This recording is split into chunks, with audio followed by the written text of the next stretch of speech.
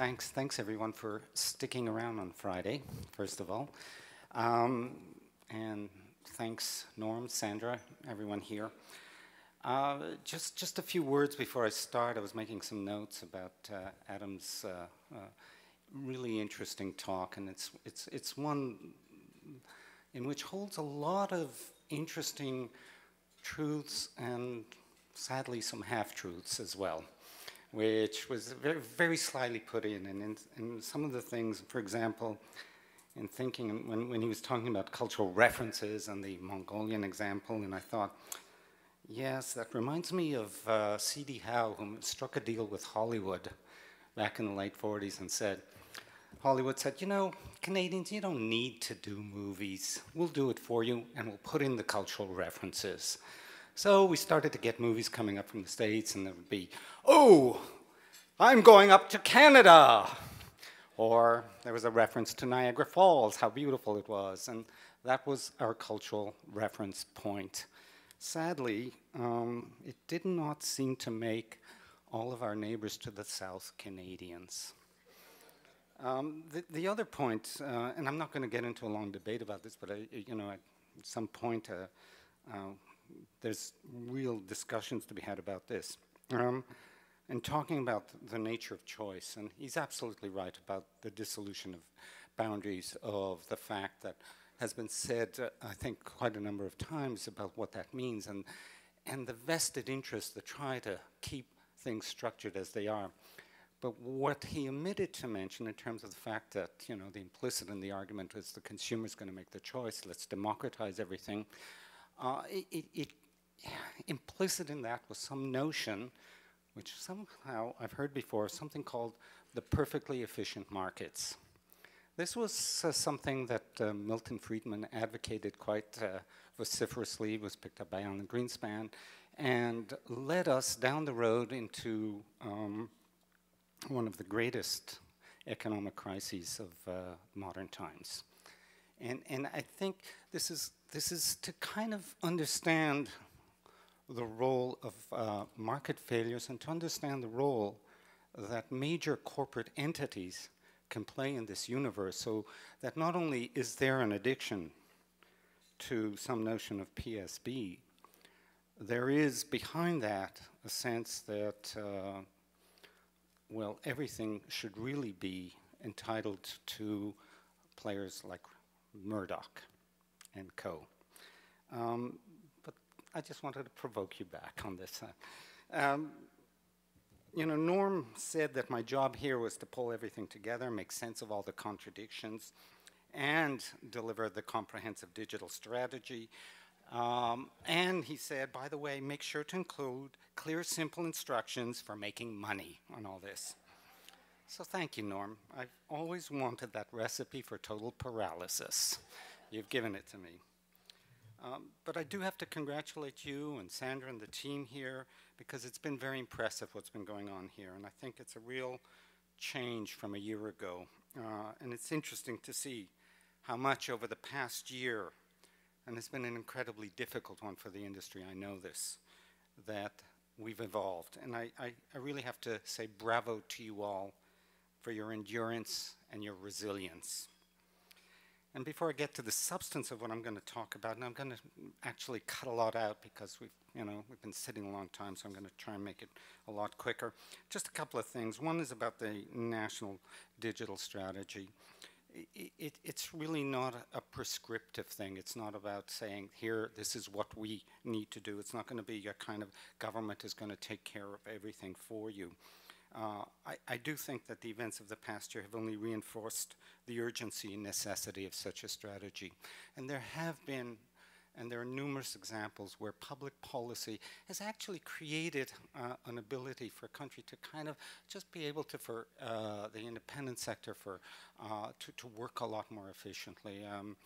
Simple things like in Europe, when Europe adopted in the in the 80s the GSM, it allowed for the kind of whole development of Europe to kind of really become the global leaders in terms of, at that time, in terms of the mobile marketplace, which they have now lost that leadership. And so You know, I made that call a year ago along with others, and people have kind of followed up, and nothing happened. So I learned that if you say something, you have to follow up. And I also learned that we don't need to wait for government or official bodies to act. We can take things into our own hands. We can make things happen. So Robert Montgomery and I started the ball rolling. We invited people from a range of sectors: investment, technology, education, broadcast and cable, telcos, and evidently and importantly, you guys, content producers, to get together and just talk.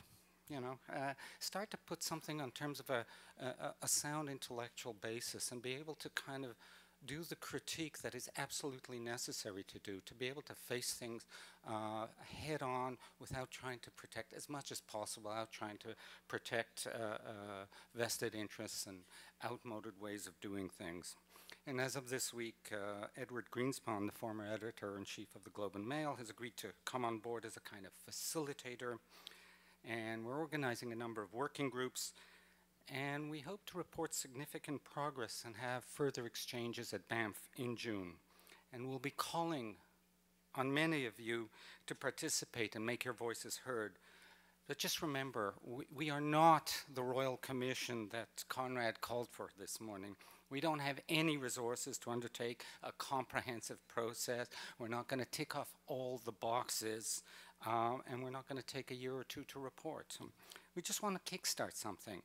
And at the very least, failing any public policy initiatives, create conditions that are conducive to people forming new kinds of partnerships and opening up their ideas to innovate and do things differently. So stay tuned for that. And the other thing that I think really important, I think, for me to say here is, despite everything that I've been driving in terms of digital, I like television and I watch a lot of Canadian television. And I like the programming that is produced here. I'm very eclectic, and I tune into a lot of different things, Being Erica, Ancestors in the Attic, Project Runway. What can I say? I have a daughter who's a fashion designer.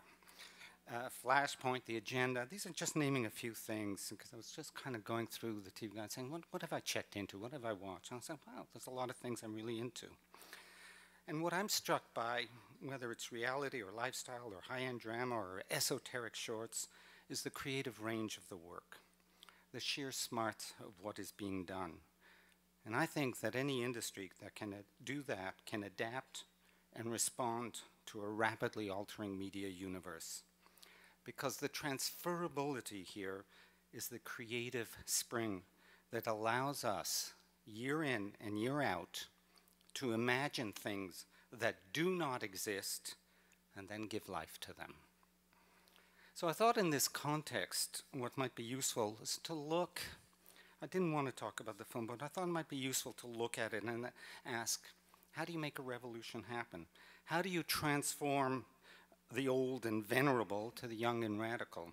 How do you move from tried and true to the new and experimental?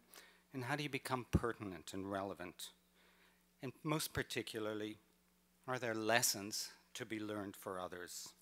So let me paint briefly a portrait of what it was like when I arrived at the Film Board in 2002. Sandra MacDonald had just guided the institution through one of its most traumatic eras. Its budget had been slashed a few years previously by fully 1/3. It lost almost half its staff and chopped many of the activities which maintained its connections with communities across the country. And thanks to Sandra's sagacity and leadership, the institution survived all that. But a price was paid. And I remember going across the country, speaking to NFB staff, and one thing stood out and shocked me. These were my staff telling me that when they mentioned the Film Board, outside of any industry context, and sometimes within an industry context, the response more often than not was, oh, does it still exist? And I thought, gee, the NFB has disappeared. A rich heritage of more than 60 years of astounding creative work was invisible, and frankly, it tore me apart.